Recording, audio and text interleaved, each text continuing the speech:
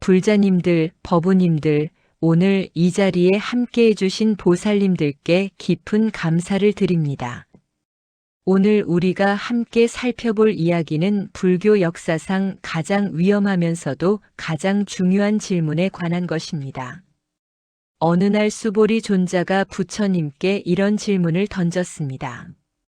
세존이시여, 만약 모든 것이 공하다면, 모든 것이 실체가 없다면 우리는 왜 살아야 합니까? 왜 수행을 해야 합니까? 왜 선업을 쌓아야 합니까?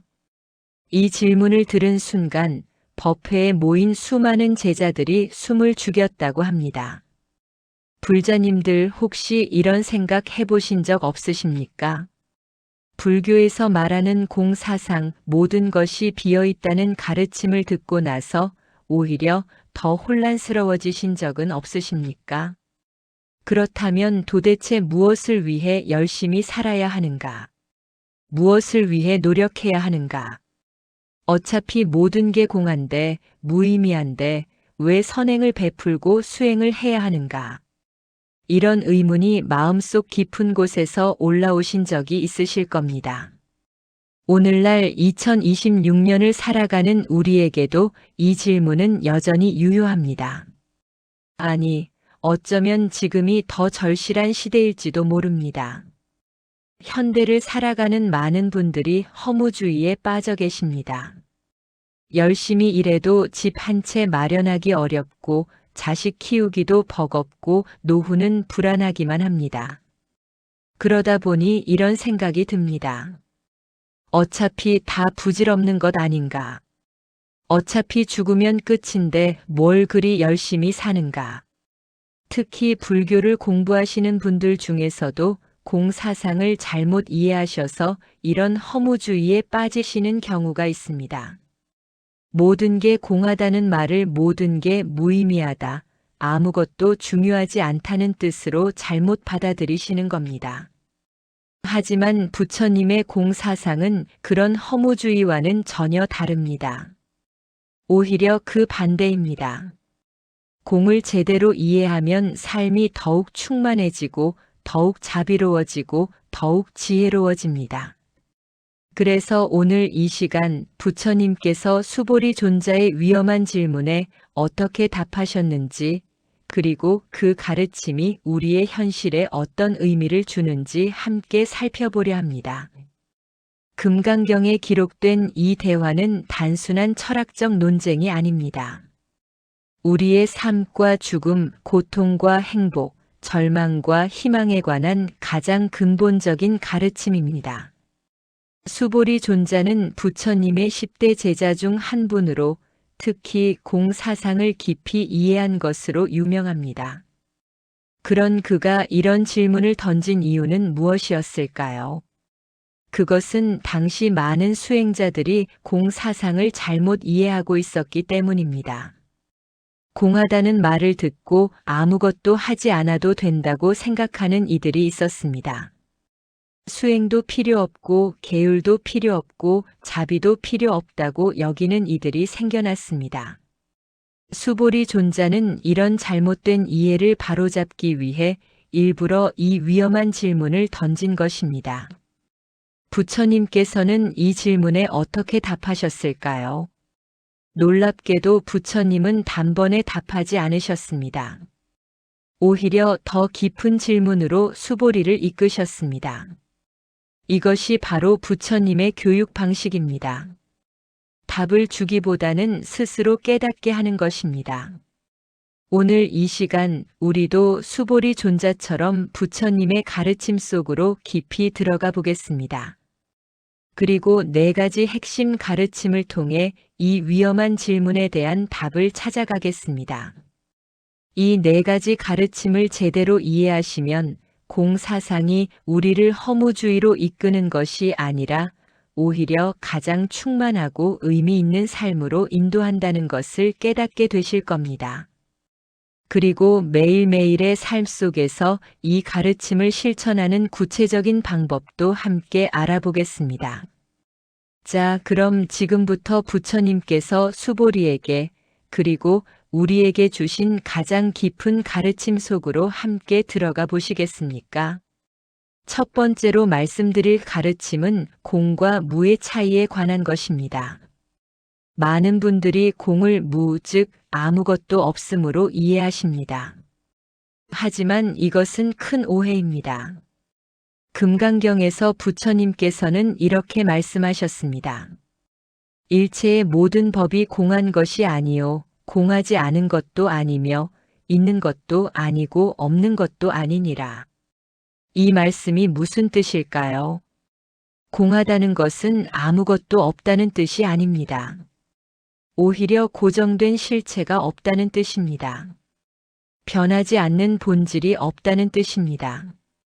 모든 것은 인연에 따라 생겨나고 인연에 따라 변하고 인연에 따라 사라집니다. 이것을 연기법이라고 합니다. 불자님들, 우리 주변을 한번 돌아보십시오. 이 세상에 변하지 않는 것이 있습니까? 우리의 몸도 매일 변합니다.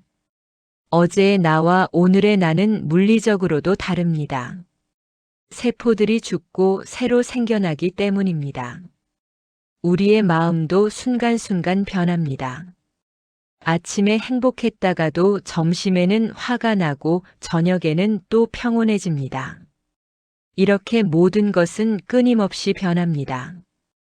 그런데 우리는 변하는 것들을 마치 변하지 않는 것처럼 붙잡으려 합니다. 이 젊음이 영원할 것처럼, 이 건강이 영원할 것처럼, 이 재산이 영원할 것처럼, 이 관계가 영원할 것처럼 착각합니다. 바로 이 착각이 고통의 원인입니다. 반야심경에 이런 구절이 있습니다.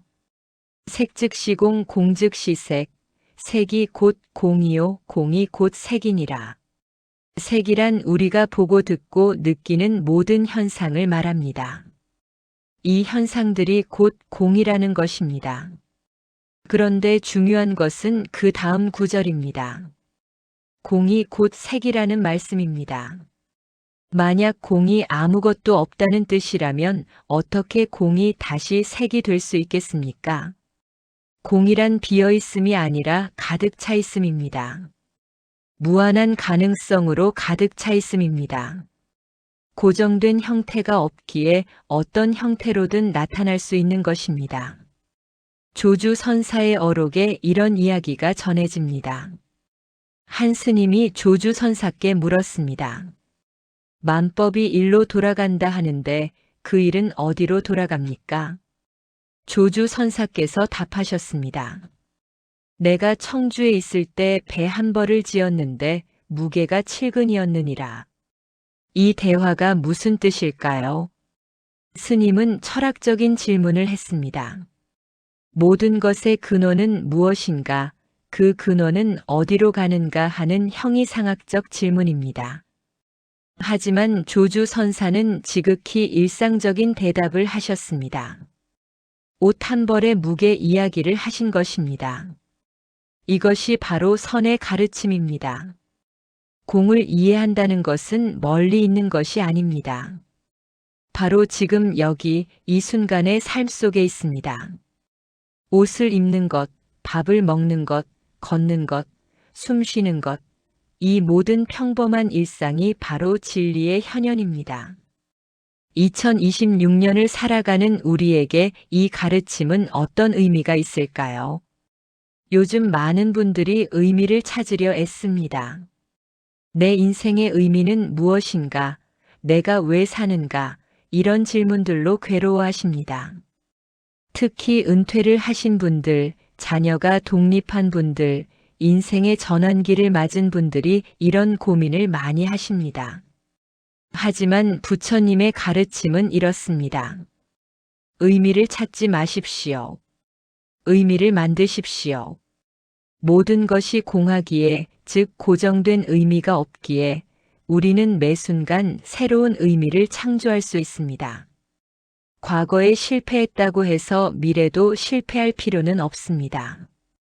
어제 화를 냈다고 해서 오늘도 화를 낼 필요는 없습니다. 지금까지 이기적으로 살았다고 해서 앞으로도 그렇게 살아야 하는 것은 아닙니다. 모든 것이 공하기에 우리는 언제든지 새로 시작할 수 있습니다. 이것이 공 사상이 주는 진정한 자유입니다. 구체적으로 어떻게 실천할 수 있을까요? 매일 아침 일어나서 이렇게 생각해 보십시오. 오늘은 어제와 다른 날이다. 어제의 나는 오늘의 나가 아니다. 나는 고정된 존재가 아니라 매 순간 변화하는 존재다. 그러므로 나는 오늘 새로운 선택을 할 수 있다. 이렇게 생각하고 하루를 시작하십시오. 그리고 하루 중에 힘든 일이 생기면 이렇게 되뇌어 보십시오. 이것도 지나가리라. 이 순간도 고정되어 있지 않다. 모든 것은 변한다. 이 고통도 변하고 이 어려움도 변한다. 저녁에는 하루를 돌아보며 이렇게 반성해 보십시오. 오늘 나는 어떤 인연을 만들었는가? 좋은 인연을 만들었는가? 나쁜 인연을 만들었는가? 내일은 어떤 인연을 만들고 싶은가? 이렇게 공의 가르침을 일상에서 실천하는 것입니다. 또 한 가지 중요한 수행법이 있습니다. 호흡 명상입니다. 호흡만큼 공의 진리를 잘 보여주는 것이 없습니다. 숨을 들이쉬면 들어오고 숨을 내쉬면 나갑니다. 그 숨을 붙잡을 수 있습니까? 붙잡으려 하면 고통스럽습니다. 그냥 놓아주어야 합니다. 매일 10분이라도 앉아서 호흡을 관찰해 보십시오. 들숨과 날숨을 관찰하면서 이렇게 생각해 보십시오. 이 호흡도 공하구나. 들어올 때는 있는 것 같지만 나가면 없어진다. 나갔다고 끝이 아니라 다시 들어온다. 계속 변화하고 순환한다. 이것이 바로 공의 진리구나. 이렇게 관찰하다 보면 점점 집착에서 벗어나게 됩니다. 무언가를 꼭 붙잡아야 한다는 강박에서 자유로워집니다. 법구경에 이런 구절이 있습니다.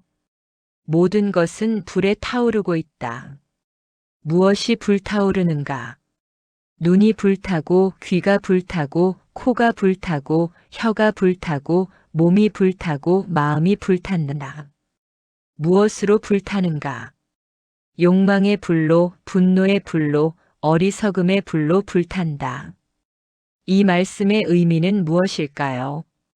우리가 사물에 집착하고 고정된 실체가 있다고 착각할 때 우리는 욕망과 분노와 어리석음의 불길에 휩싸입니다.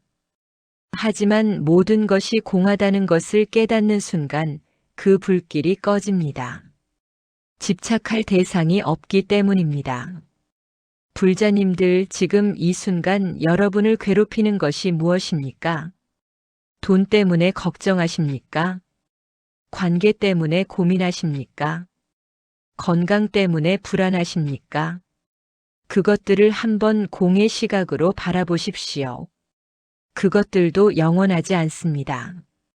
변하는 것입니다. 지금 없어도 나중에 생길 수 있고 지금 있어도 나중에 없어질 수 있습니다. 그러니 너무 집착하지 마십시오. 너무 걱정하지 마십시오. 하지만 이것이 아무것도 하지 말라는 뜻은 아닙니다.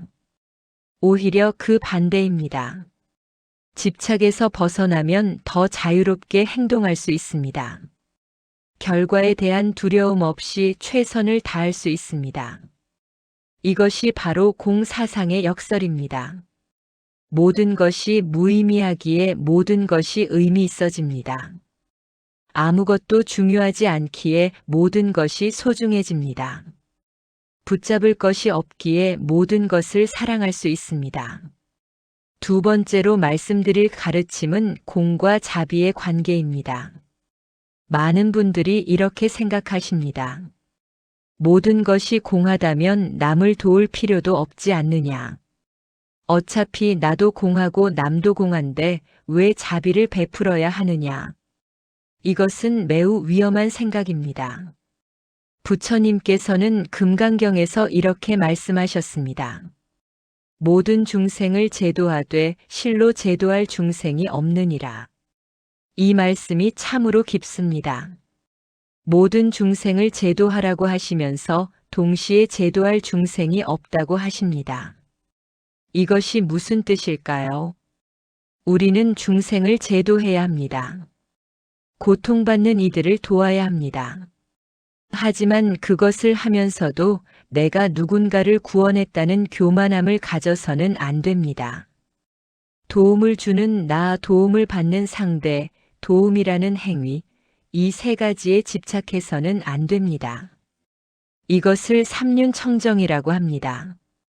화엄경에 이런 비유가 나옵니다. 달이 1000개의 강물에 비친다. 달은 하나지만 강물마다 달이 비칩니다.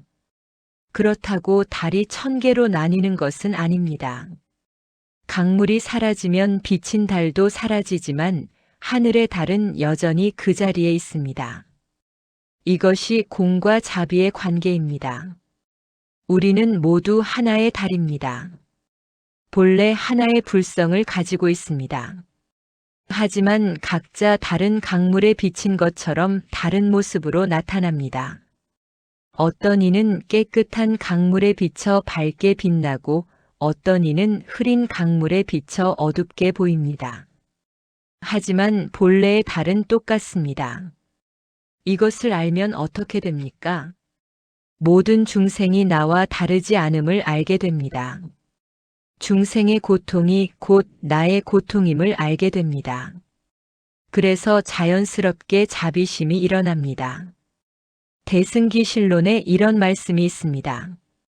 일체 중생이 본래 각성되어 있으나 무명에 가려져 있을 뿐이니라. 모든 중생이 이미 부처입니다. 다만 그것을 모르고 있을 뿐입니다. 마치 구름에 가려진 태양처럼 말입니다. 그러므로 중생을 제도한다는 것은 무언가를 새로 주는 것이 아닙니다. 그들이 본래 가지고 있던 것을 다시 발견하도록 돕는 것입니다. 구름을 걷어내어 태양을 드러내는 것입니다. 보살님들 2026년을 살아가는 우리 주변을 보십시오. 얼마나 많은 이들이 고통받고 있습니까? 경제적으로 어려운 이웃들, 외로운 노인들, 방황하는 청년들, 병들어 누운 환자들, 마음의 병으로 괴로워하는 이들이 얼마나 많습니까? 우리는 이들을 외면할 수 없습니다. 모든 것이 공하기에 나와 남의 경계가 없기에 그들의 고통이 곧 나의 고통입니다. 원효 대사께서는 이렇게 말씀하셨습니다. 일체 중생이 모두 나의 부모요, 모두 나의 스승이니라. 우리가 만나는 모든 사람이 다 나의 스승입니다. 고통받는 이를 통해 우리는 자비를 배웁니다. 화내는 이를 통해 우리는 인내를 배웁니다. 욕심 많은 이를 통해 우리는 무소유를 배웁니다. 그러므로 모든 만남이 공부입니다. 모든 인연이 수행입니다. 구체적으로 어떻게 실천할 수 있을까요? 매일 한 가지 작은 자비행을 해보십시오. 거창한 것이 아니어도 됩니다.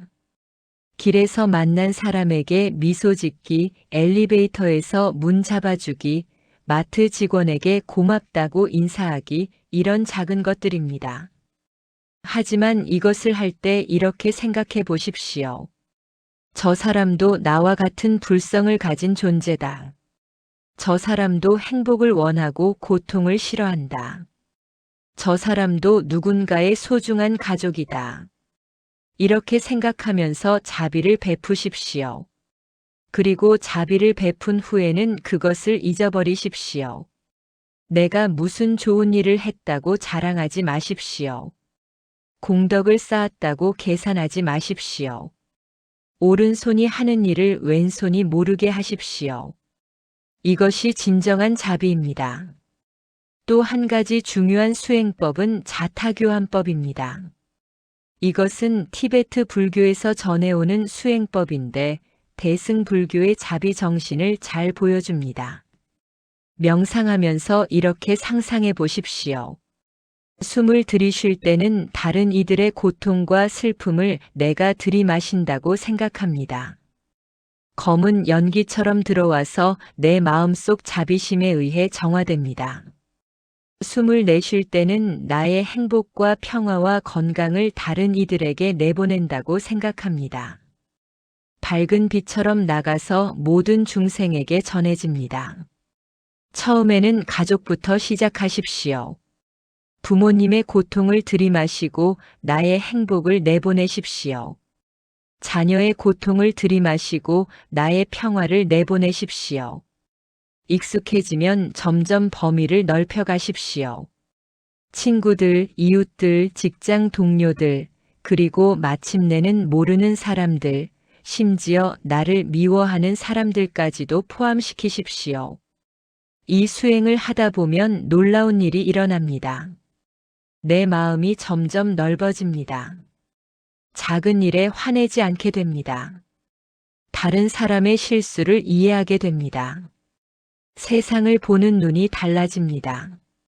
유마경에 이런 이야기가 나옵니다. 유마거사가 병이 들었습니다. 문수보살이 병문안을 가서 물었습니다. 거사여, 병의 원인이 무엇입니까? 유마거사가 답했습니다. 중생이 병들었기에 나도 병든 것입니다. 모든 중생의 병이 나으면 나의 병도 나을 것입니다. 이것이 대승보살의 정신입니다. 자기만의 해탈을 구하지 않습니다. 모든 중생과 함께 해탈하고자 합니다. 혼자만 건너가지 않습니다. 모두를 함께 데리고 건너가고자 합니다.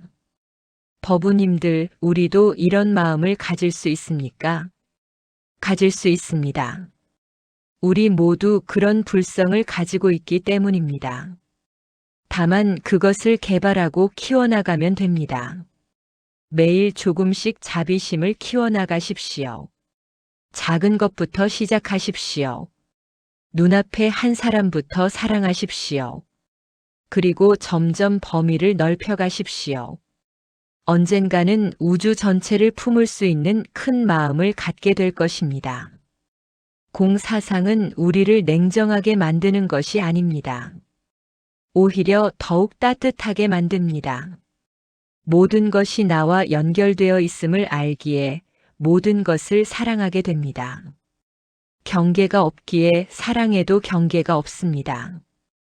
이것이 공과 자비의 관계입니다. 세 번째로 말씀드릴 가르침은 공과 업보의 관계입니다. 많은 분들이 이렇게 묻습니다. 모든 것이 공하다면 업보도 없는 것 아닙니까? 선업을 짓든 악업을 짓든 상관없는 것 아닙니까? 이것은 매우 위험한 오해입니다. 부처님께서는 법구경에서 이렇게 말씀하셨습니다. 하늘에서도 바다 한가운데서도 산속 동굴에서도 세상 어디에도 악업의 과보를 피할 수 있는 곳은 없느니라. 업보의 법칙은 자연의 법칙만큼이나 확실합니다. 씨앗을 심으면 반드시 싹이 트고 행동을 하면 반드시 결과가 따릅니다. 그런데 어떻게 모든 것이 공하다고 하면서 동시에 업보를 말할 수 있을까요? 여기에 깊은 지혜가 숨어 있습니다. 업보는 실체가 아닙니다. 고정된 운명이 아닙니다. 업보 또한 인연에 따라 생기고 인연에 따라 변하는 것입니다. 과거에 악업이 있다고 해서 미래가 이미 결정된 것은 아닙니다. 지금 이 순간의 선택에 따라 얼마든지 바꿀 수 있습니다. 이것이 바로 공사상과 업보사상이 조화를 이루는 지점입니다. 열반경에 이런 말씀이 있습니다. 무거운 업보도 가벼워질 수 있고 가벼운 업보도 무거워질 수 있나니 이는 마음먹기에 달려있느니라. 과거에 지은 악업을 우리는 바꿀 수 없습니다. 하지만 그 업보가 어떻게 나타나는지는 지금의 우리 마음에 달려 있습니다. 만약 과거의 잘못을 진심으로 참회하고 지금부터 선업을 쌓으면 무거운 업보도 가벼워질 수 있습니다. 반대로 과거에 선업을 쌓았다 해도 지금 교만해지고 악행을 저지르면 그 공덕이 사라집니다. 밀린다 왕 문경에 이런 비유가 나옵니다. 밀린다 왕이 나가세나 존자에게 물었습니다. 존자여, 작은 돌멩이는 물에 던지면 가라앉는데 큰 바위도 배에 싣으면 뜨는 것은 무슨 이치입니까? 나가세나 존자가 답했습니다. 대왕이여, 업보도 그와 같습니다. 작은 악업이라도 참회하지 않으면 지옥에 떨어지고 큰 악업이라도 진심으로 참회하면 벗어날 수 있습니다. 여기에서 배는 무엇을 상징할까요? 바로 지혜와 자비입니다. 아무리 무거운 죄업이라도 지혜와 자비의 배에 싣으면 건널 수 있습니다. 반대로 아무리 가벼운 죄업이라도 그대로 방치하면 가라앉습니다. 불자님들, 지금 이 순간이 바로 그 기회입니다. 과거에 무슨 일을 했든 그것은 이미 지나갔습니다. 중요한 것은 지금 이 순간 무엇을 선택하느냐입니다. 지금 선한 마음을 내면 선한 업을 짓게 됩니다. 지금 악한 마음을 내면 악한 업을 짓게 됩니다. 그러므로 항상 자신의 마음을 살피십시오. 법구경에 이런 개송이 있습니다. 모든 법은 마음이 으뜸이요 마음이 주인이며 마음으로 만들어지나니 만약 더러운 마음으로 말하고 행동하면 고통이 따라오미 수레바퀴가 소의 발을 따라가는 것과 같고 만약 깨끗한 마음으로 말하고 행동하면 행복이 따라오미 그림자가 형체를 따라가는 것과 같으니라. 이 말씀보다 더 명확한 가르침이 있을까요? 우리의 현재 상황은 과거의 마음이 만든 것입니다. 우리의 미래 상황은 현재의 마음이 만들 것입니다. 그러므로 지금 이 순간 좋은 마음을 내는 것이 무엇보다 중요합니다. 구체적으로 어떻게 실천할 수 있을까요? 우선 참회 수행을 하십시오. 매일 잠들기 전에 하루를 돌아보십시오.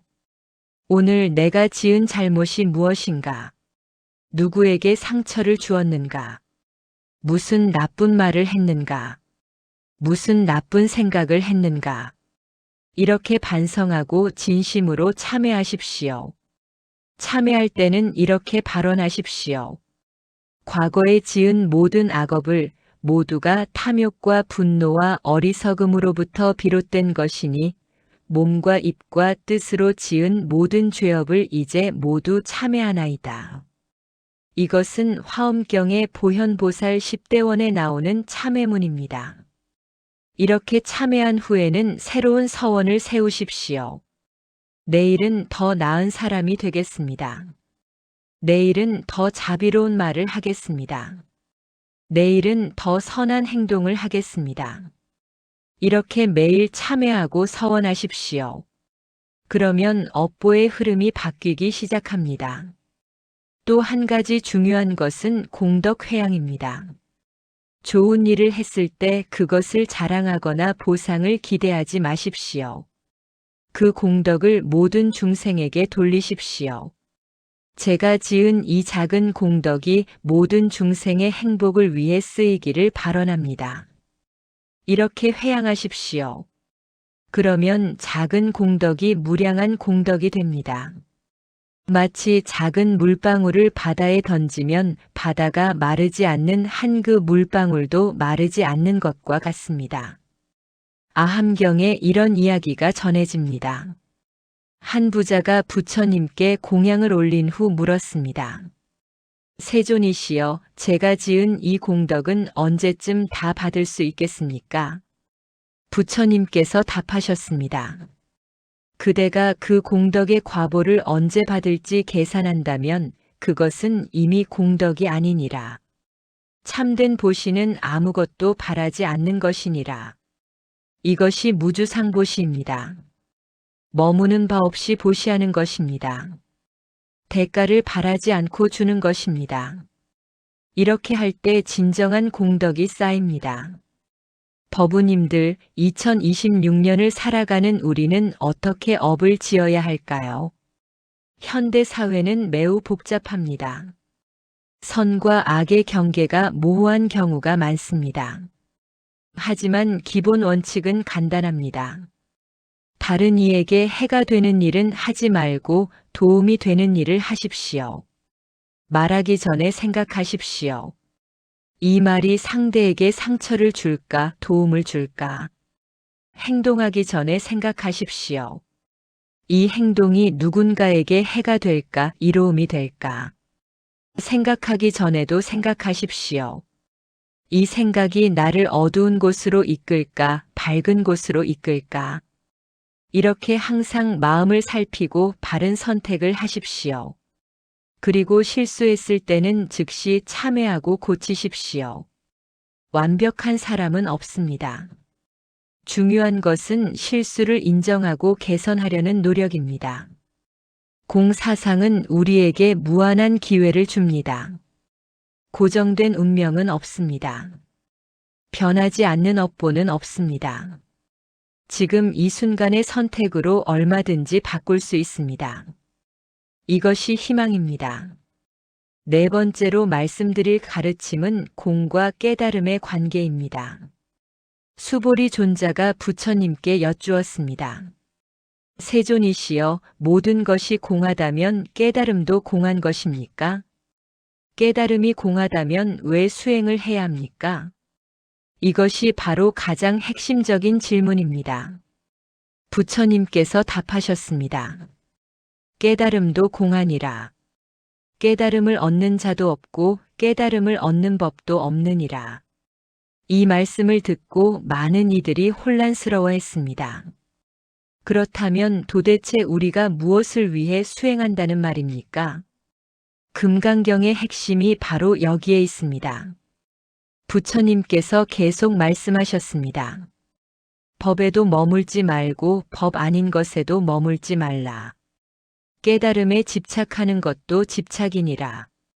깨달음을 얻었다고 생각하는 순간 그것은 이미 깨달음이 아니니라. 이것이 무슨 뜻일까요? 깨달음은 무언가를 얻는 것이 아닙니다. 오히려 모든 것을 내려놓는 것입니다. 본래 우리는 이미 깨달아 있습니다. 다만 그것을 모를 뿐입니다. 마치 진흙 속에 묻혀 있는 황금처럼 말입니다. 황금은 원래부터 황금입니다. 진흙을 씻어내면 황금이 드러납니다. 진흙을 씻어낸다고 해서 황금이 새로 생기는 것은 아닙니다. 육조 해능 선사의 오도송을 들어보십시오. 보리본무수라 명경역비대로다. 본래 무일무리언을 하쳐야 지내리요. 보리에 본래 나무가 없고 밝은 거울도 또 한 대가 아니로다. 본래 아무것도 없거늘 어느 곳에 먼지가 끼리요. 이 개송의 의미는 무엇입니까? 본래 아무것도 없다는 것입니다. 더럽힐 것도 없고 깨끗이 할 것도 없습니다. 닦을 것도 없고 얻을 것도 없습니다. 그냥 있는 그대로가 이미 완전합니다. 하지만 이것을 잘못 이해하면 안 됩니다. 본래 아무것도 없다고 해서 아무것도 하지 않아도 된다는 뜻은 아닙니다. 오히려 그 반대입니다. 본래 부처이기에 부처답게 살아야 합니다. 본래 깨달아 있기에 깨달은 삶을 살아야 합니다. 임재선사께서 이렇게 말씀하셨습니다. 부처를 만나면 부처를 죽이고 조사를 만나면 조사를 죽여라. 이것은 물론 비유입니다. 물리적으로 죽이라는 것이 아니라 집착을 죽이라는 것입니다. 부처에 대한 집착, 깨달음에 대한 집착, 수행에 대한 집착까지도 내려놓으라는 것입니다. 조주선사의 일화를 하나 소개하겠습니다. 한 스님이 조주선사께 물었습니다. 개도 불성이 있습니까? 조주선사께서 답하셨습니다. 무라. 없다는 뜻입니다. 하지만 이것은 정말로 개에게 불성이 없다는 뜻이 아닙니다. 모든 중생에게 불성이 있다는 것은 불교의 기본 가르침입니다.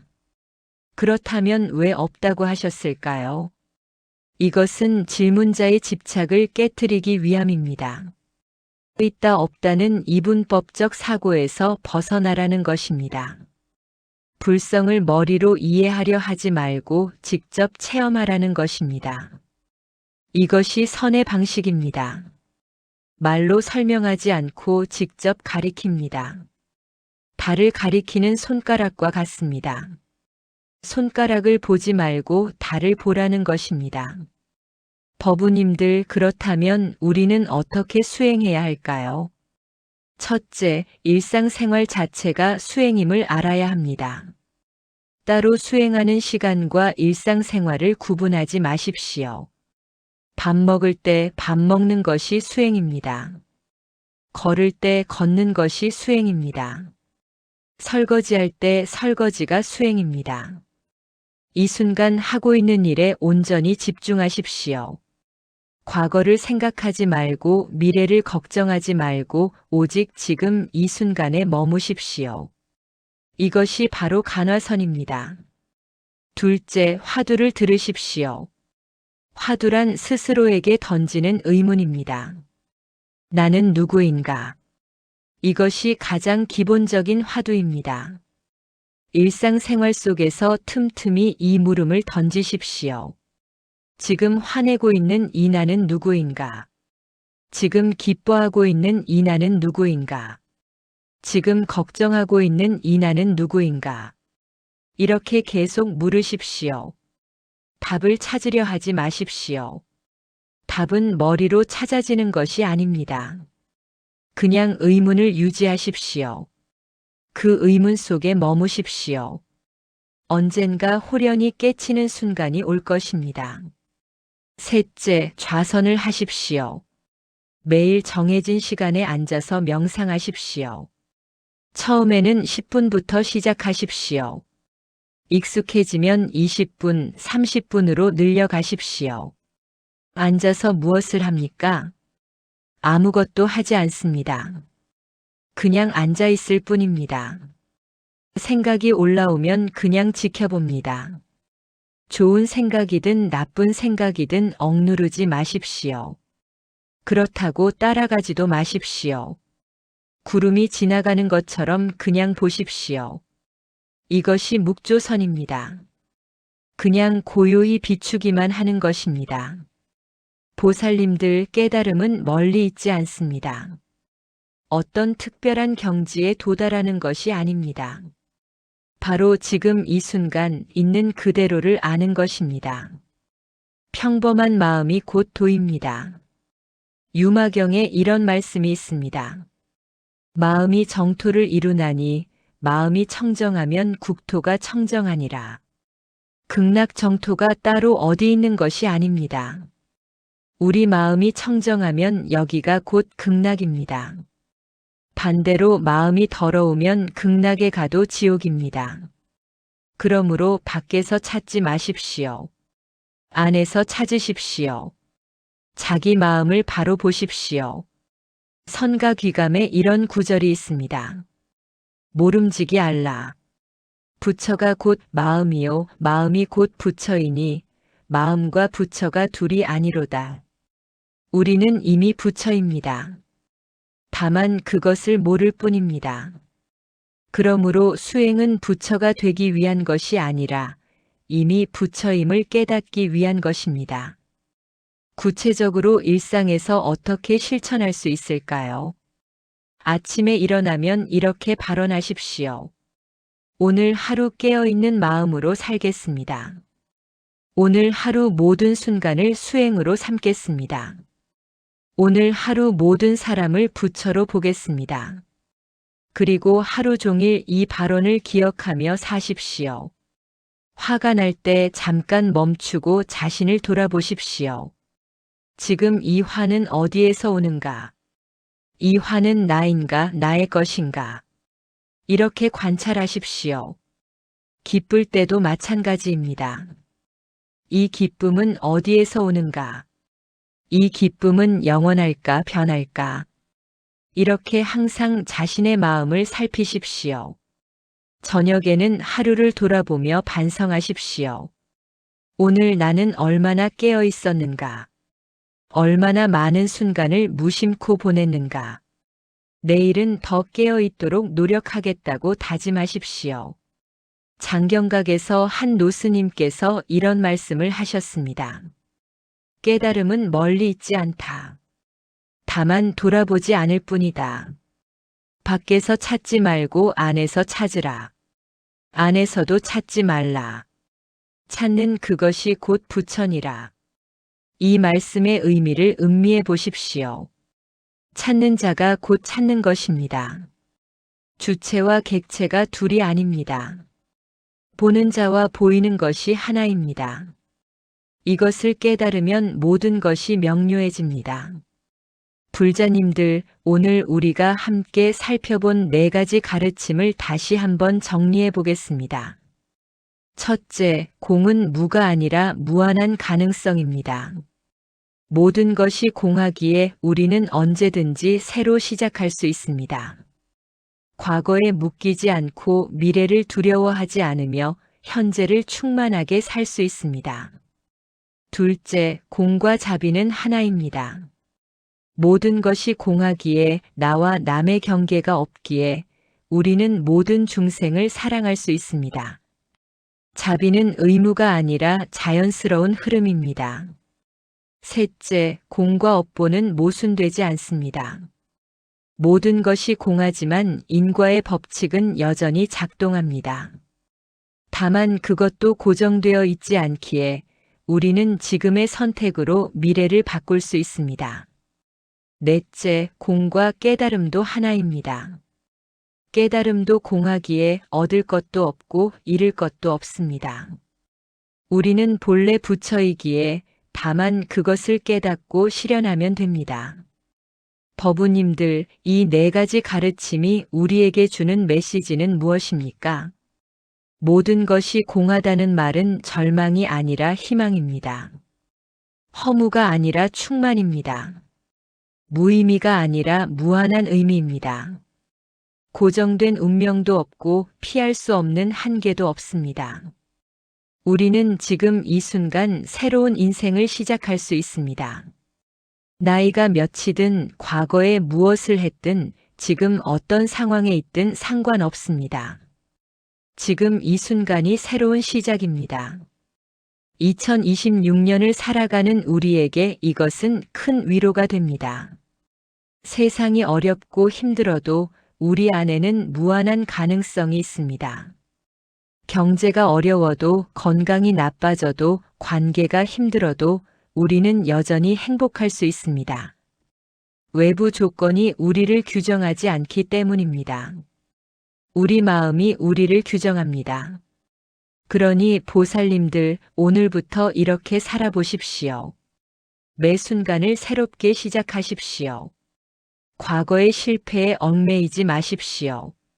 미래의 불안에 사로잡히지 마십시오. 지금 이 순간 최선을 다하십시오. 그리고 모든 일을 자비로 대하십시오. 선업을 쌓으십시오. 자신의 마음을 관찰하십시오. 이렇게 살다 보면 어느새 삶이 변화되어 있을 것입니다. 고통이 줄어들고 평화가 늘어날 것입니다. 집착이 줄어들고 자유가 늘어날 것입니다. 이기심이 줄어들고 사랑이 늘어날 것입니다. 이것이 바로 깨달음을 향한 여정입니다. 특별한 신통력이나 능력이 필요한 것이 아닙니다. 그냥 조금씩 나아지는 것입니다. 어제보다 오늘 조금 더 깨어 있고 오늘보다 내일 조금 더 자비로운 것입니다. 이렇게 한 걸음 한 걸음 나아가다 보면 언젠가는 목적지에 도달하게 됩니다. 아니, 사실은 이미 도착해 있었다는 것을 깨닫게 됩니다. 법구경의 마지막 개송을 여러분과 나누고 싶습니다. 수많은 생을 윤회하며 집 짓는 일을 찾아 헤맸으나 만나지 못하니 거듭 태어남은 괴로움이로다. 오집 짓는 이여, 이제 그대를 보았도다. 다시는 집을 짓지 못하리니 그대의 석가래는 모두 부서지고 그대의 대들보는 무너졌도다. 내 마음은 무위에 이르러 모든 가래를 멸하였도다. 이것은 부처님께서 깨달음을 얻으신 순간 하신 말씀입니다. 집 짓는 이란 무엇입니까? 바로 가래, 욕망, 집착을 말합니다. 이것이 우리를 윤회하게 만드는 원인입니다. 부처님께서는 마침내 그 원인을 발견하고 제거하셨습니다. 그래서 더 이상 집을 짓지 못한다고 하신 것입니다. 더 이상 번뇌의 집을 짓지 못한다는 것입니다. 우리도 그렇게 될 수 있습니다. 우리 안에 있는 집 짓는 일을 발견하고 제거할 수 있습니다. 그것은 한순간에 이루어지지 않을 수도 있습니다. 하지만 매일 조금씩 그 집을 허물어가는 것입니다. 집착의 벽을 하나씩 허물고 욕망의 기둥을 하나씩 제거하고 번뇌의 지붕을 조금씩 벗겨내는 것입니다. 그러다 보면 언젠가는 완전히 허물어질 것입니다. 그때 우리는 자유로워집니다. 진정으로 자유로워집니다. 불자님들, 오늘 이 말씀이 여러분의 마음에 작은 씨앗이 되기를 바랍니다. 그 씨앗이 싹을 틔우고 자라서 언젠가는 큰 나무가 되어 많은 이들에게 그늘을 제공하기를 바랍니다. 여러분 모두가 행복하시기를 발언합니다. 여러분 모두가 평화롭기를 발언합니다. 여러분 모두가 고통에서 벗어나시기를 발언합니다. 여러분 모두가 깨달음을 얻으시기를 발언합니다. 오늘 이 법문이 여러분께 작은 도움이라도 되었다면 좋아요 버튼을 눌러주시고 댓글로 여러분의 생각을 나누어 주십시오. 여러분의 수행 경험이나 일상에서의 깨달음을 나누어 주시면 다른 법우님들에게도 큰 도움이 될 것입니다. 그리고 이 영상이 도움이 되셨다면 주변의 법우님들, 가족들, 친구들과도 함께 나누어 주십시오. 부처님의 가르침은 나누면 나눌수록 더 빛나는 법입니다. 다음에 또 좋은 법문으로 찾아뵙겠습니다. 오늘 함께 해주신 모든 불자님들, 법우님들, 보살님들께 깊은 감사를 드립니다. 항상 건강하시고 행복하시기를 바랍니다. 원컨대 이 공덕으로 모든 중생과 함께 불도를 이루기를 서원하나이다. 사바세계의 모든 중생이 고통에서 벗어나 안락을 얻기를 발언하며 십방세계의 모든 부처님과 보살님들께 귀의하옵나이다. 나무 석가모니불, 나무 석가모니불, 나무 석가모니불. 원하옵건대 부처님의 자비광명이 항상 여러분과 함께 하시기를 바랍니다. 지금까지 여러분과 함께한 이 시간이 여러분의 수행에 작은 보탬이 되었기를 간절히 기원합니다. 부처님의 가르침은 2500년이 지난 지금도 여전히 생생하게 살아 숨쉬고 있습니다. 그것은 진리이기 때문입니다. 시대가 바뀌어도 변하지 않는 진리이기 때문입니다. 여러분 모두 그 진리를 자신의 삶 속에서 실현하시기를 바랍니다. 말로만 아는 것이 아니라 몸으로 체득하시기를 바랍니다. 그래서 여러분 모두가 이 생에서 큰 깨달음을 얻으시기를 간절히 발언합니다. 다시 한번 오늘 이 자리에 함께 해주신 모든 분들께 감사드립니다. 여러분의 정진을 응원합니다. 여러분의 수행을 응원합니다. 여러분의 삶을 응원합니다. 부디 건강하시고 행복하십시오. 고맙습니다. 나무아미타불 관세음보살